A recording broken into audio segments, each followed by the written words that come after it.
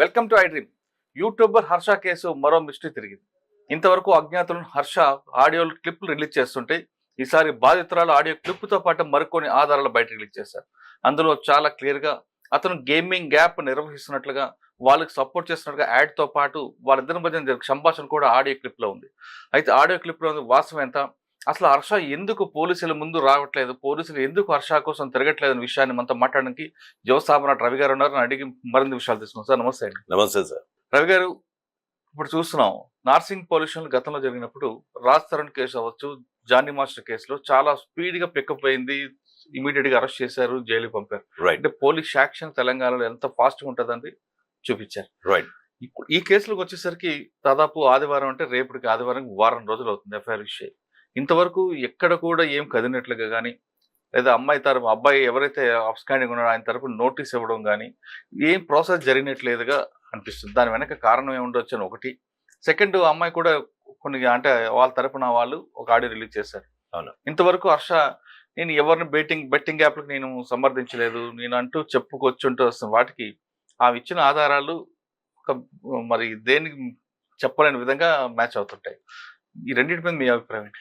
Sir, అసలు యాక్చువల్గా హర్ష సాయి గురించి అందరికీ తెలిసింది చాలా తక్కువ.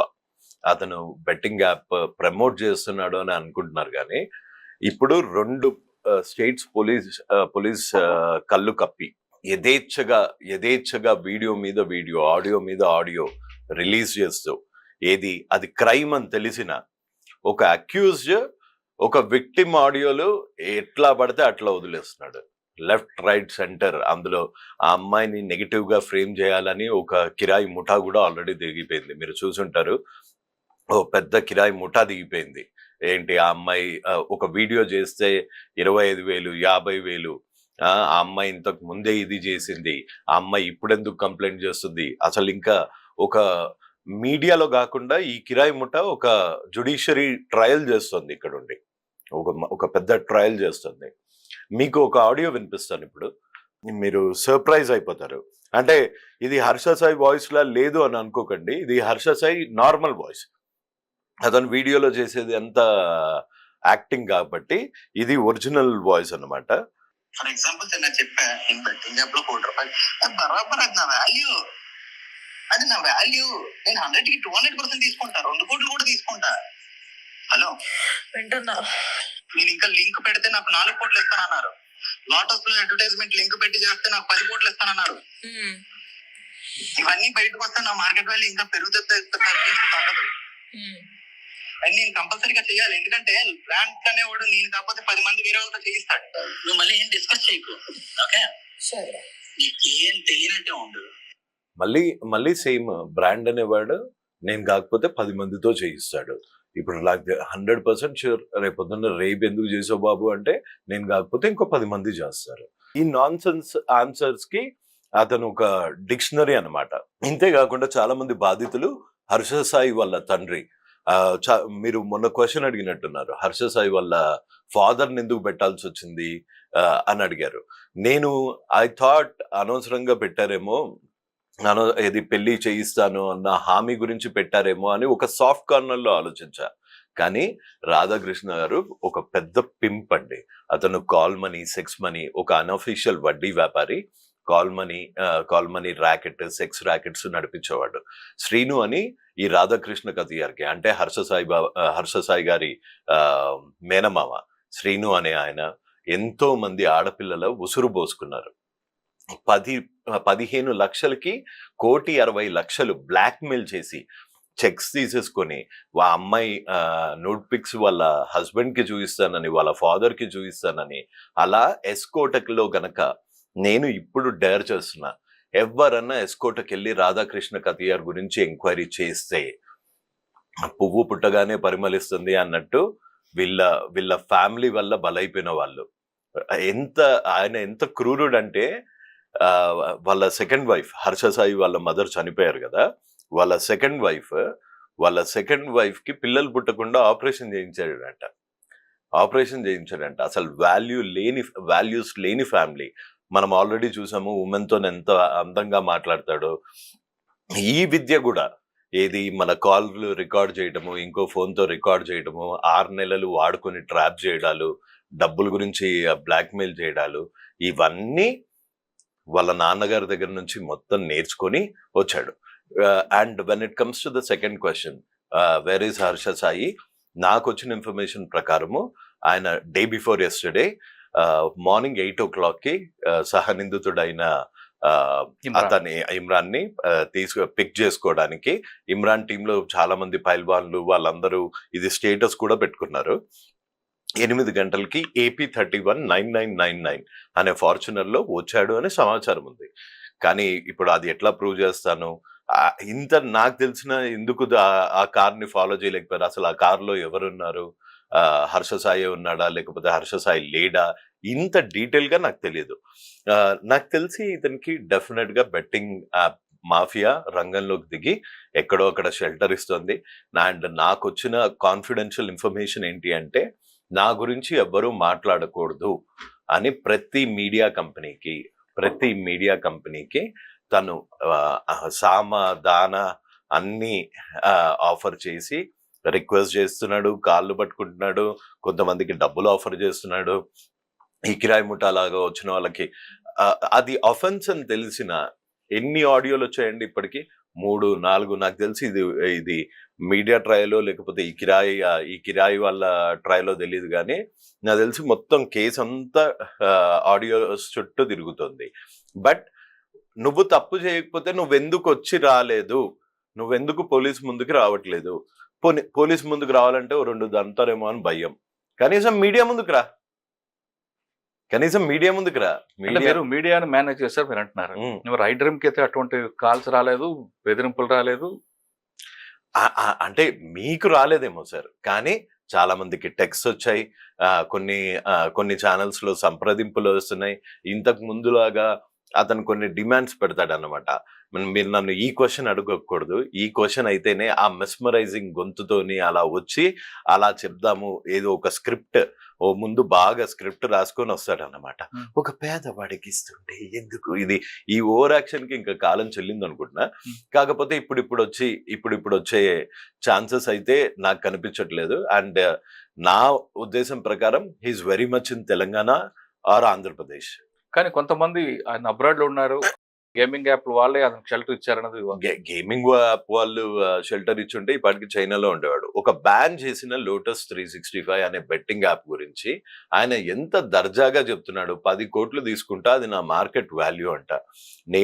నాకు ఆ ఆడియో విన్న దగ్గర నుంచి నాకు ఒకటే ఫీలింగ్ వస్తుంది, అనవసరంగా చదివా, లోన్లు తీసుకొని చదివా, ఆ లోన్లకి వడ్డీలు కట్టా, మళ్ళీ స్టార్టింగ్ దగ్గర నుంచి కెరియర్ స్టార్ట్ చేశా. 6,650 నా ఫస్ట్ జీతం రిలయన్స్ లో.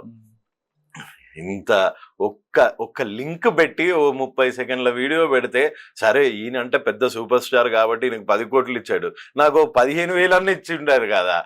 అనవసరంగా ఇదంతా చేసుకున్నాను కదా. అనవసరంగా చదివి బట్టి మర్చిపోయి 1కి 2 సార్లు రాసి పొద్దున్నే 4 తన్నులు తినుకుంటూ, ఆ మ్యాథ్స్ అన్నది బుర్రలో ఎక్కేదే కాదు, తన్నులు తినుకుంటూ నేర్చుకున్నా. ఓకే, అది విషయం కాస్త పక్కన పెడితే పోలీసులు ఎందుకండి ఇంత డిలే చేస్తున్నారు అనుకోవచ్చా, లేదు వాళ్ళు ప్రాపర్ గా చేస్తున్నారు అనుకోవచ్చా? అది ఆ కామెంట్ నేను చేయలేనండి. ఎందుకంటే మీకు ఫ్యూ ఎగ్జాంపుల్స్ చెప్తా. నా మీద కేసు పెట్టినప్పుడు అతని వీడియోస్ ఒక యాక్ట్ ని ఉల్లంఘించడం నేరమా కాదా అన్న క్లారిటీ ఉంటుంది. అయినా నా మీద కేసు పెట్టగలిగారు అంటే ఆయన ఎలా మేనేజ్ చేస్తున్నాడు, లేకపోతే ఆయన వీడియోస్ చూపించి ఆఫీసర్స్ ని మెస్మరైజ్ చేస్తున్నాడా, లేకపోతే సింపతి కార్డు వాడుతున్నాడా, ఏ కార్డు వాడుతున్నాడో అని తెలియదు. ఇప్పుడు కొంతమందిని మనం కలవటానికే మనం మొన్న ఈ టాపిక్ మాట్లాడుకున్నాం. ఇప్పుడు ఒక సామాన్య మధ్యతరగతి వాడు కమిషనర్ గారిని వెళ్ళి కలవాలంటే గుమాస్తానో బయట ఎస్ఐయో ఏఎస్ఐయో లేకపోతే కానిస్టేబుల్ సార్ లేరు, నువ్వు ఇచ్చే కంప్లైంట్ నేను ఇచ్చేస్తా అని స్టాంప్ కొట్టేసి పంపించేస్తారు. ఆ స్టాంప్ కూడా మీ అదృష్టం బాగుంటే ఆ స్టాంప్ దొరుకుతుంది. మొన్న డీజీపీ గారిని కలిసి ఒక రిప్రజెంటేషన్ ఇవ్వడానికి వెళ్ళాం మేము. బయట ఇన్వర్డో అవుట్వర్డో అని ఉంటుందంట, అక్కడికి వెళ్ళాం, స్టాంప్ కొట్టారు, అయిపోయింది. అది చదివారా లేదా, అందులో ఏముంది ఒక్కట్లేదు. అది ఇచ్చి కూడా ఇప్పటికి 2 వారాలు అవుతుంది. ఇప్పటి వరకు ఒక్క ఒకటి Action కూడా లేదు. యాక్షన్ లేదు దాని మీద. సో నాకు తెలిసి మన సిస్టమ్ ఇలా ఉందనుకుంటా. హర్ష సాయి లాంటి వాళ్ళకి చాలా అనుకూలంగా ఉందనుకుంటా. జానీ మాస్టర్ లాంటి వాళ్ళనే 2 రోజుల్లో సంఖ్యలు వేసి మరీ జీప్ లో వేసి కూర్చోబెట్టారు. ఇతని మటుకు నాకు తెలిసి అబ్స్కాండింగ్ లోనే ఉన్నాడు. బాధితురాలు శాంతం తన పేరు అన్ని నాశనం అయితే కానీ ఈయన మటుకు బయటకు వచ్చే ఛాన్సెస్ లేవు అనుకుంటా. సార్ అప్పుడు ఆమె కూడా కొన్ని ఆడియోలు రిలీజ్ చేస్తున్నారు. Yes. అంటే కేసు పక్కదోర పట్టించడానిక మనం ఏ కోణంలో చూడొచ్చు? ఆమె ఏ ఆడియో రిలీజ్ చేశారండి? హర్షాకి గేమింగ్ వాళ్ళకున్న సంబంధాలపై కానీ అవి రిలీజ్ చేయడం ఎంతవరకు కరెక్ట్? అవి రిలీజ్ చేయడం ఎంతవరకు కరెక్ట్ ఏంటండి? ఒక వ్యవస్థనే రేప్ చేసిన వాడు వీడు అని చూపిస్తున్నారు. ఒక యాక్ట్ నే రేప్ చేసిన వాడు, ఒక ఆన్లైన్ గేమింగ్ యాక్ట్ నే రేప్ చేసిన వాడు అని మొన్న మీ ఇంటర్వ్యూ చూశాను చిరంజీవి గారితోని. ఆ చిరంజీవి గారు 4 నెలల నుంచి కుట్ర ఆయనకు తెలీదు, 4 నెలల నుంచి కాదు 4 ఏళ్ల నుంచి ఇది కుట్ర కాదు, 4 ఏళ్ల నుంచి వాయిస్ లేపినందుకు 4 కేసులు పెట్టించాడు నా మీద ముచ్చటగా. ఆయనే గర్వంగా చెప్తున్నాడు, నేను వదల పరువు నష్టం తాబా వేస్తా, వేసుకో, ఒకటి కాకపోతే వందేసుకో. అండ్ డెఫినెట్ గా చెప్తున్నా, వీళ్ళ మెస్మరైజింగ్ ఫ్యాక్టర్ మీడియా ముందు నడవచ్చు, కొన్ని ఛానల్స్ ముందు నడవచ్చు, వీళ్ళ కిరాయి వాళ్ళ ముందు నడవచ్చు.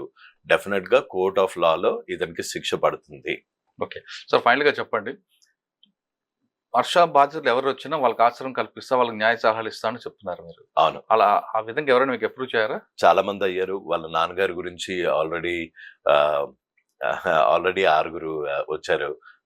హర్ష సాయి గురించి కూడా చాలా మంది వచ్చారు. అండ్ వీళ్ళ పాపం కంప్లీట్ గా పండింది. సరే, ఆ 6 ఆడియోలు ఉన్నాయి అంటే పెట్టుకో, ఇంకో 10 మంది వస్తారు. నీ దగ్గర నువ్వే చెప్పావు నా దగ్గర 8 హార్డ్ డిస్క్లు ఉన్నాయని. ఆ 8 హార్డ్ డిస్క్లు ఉన్న వాళ్ళల్లో సగం మంది వచ్చినా నీ బెట్టింగ్ మాఫియా కూడా నేను కాపాడలేదు హర్ష సాయి. ఇప్పటికైనా ఖచ్చితంగా పోలీసు ముందుకు రావాలంటున్నారు యువ సామ్రాట్ రవి గారు. నువ్వు పారిపోతే దాంట్లో తప్పు చేసినట్లుగానే మెసేజ్ వస్తుంది కాబట్టి ఇప్పటికైనా నీకు తప్పు చేయలేదు అనుకున్నాడు పోలీసు ముందు వచ్చి సరెండర్ అయితే నీ నిజస్వరూపం బయటకు వస్తుంది, నువ్వు తప్పు చేయలేని విషయం బయటకు వచ్చే అవకాశం ఉంటుందని చెప్తున్నారు. కానీ హర్ష సాయి బాధితులు ఎవరు వచ్చినా వాళ్ళకి ఖచ్చితంగా న్యాయ సలహా ఇవ్వడానికి ముందుంటానంటూ భరోసా ఇస్తున్నారు యువ సామ్రాట్ రవి గారు. ఇది రవి గారు ఎక్స్క్లూజివ్ ఇంటర్వ్యూ. వచ్చే వారం మరో గెస్ట్ మళ్ళీ కలుద్దాం. అంతవరకు నమస్తే. Thank you sir, thank you very much. నమస్తే అండి, థ్యాంక్ యూ సో మచ్.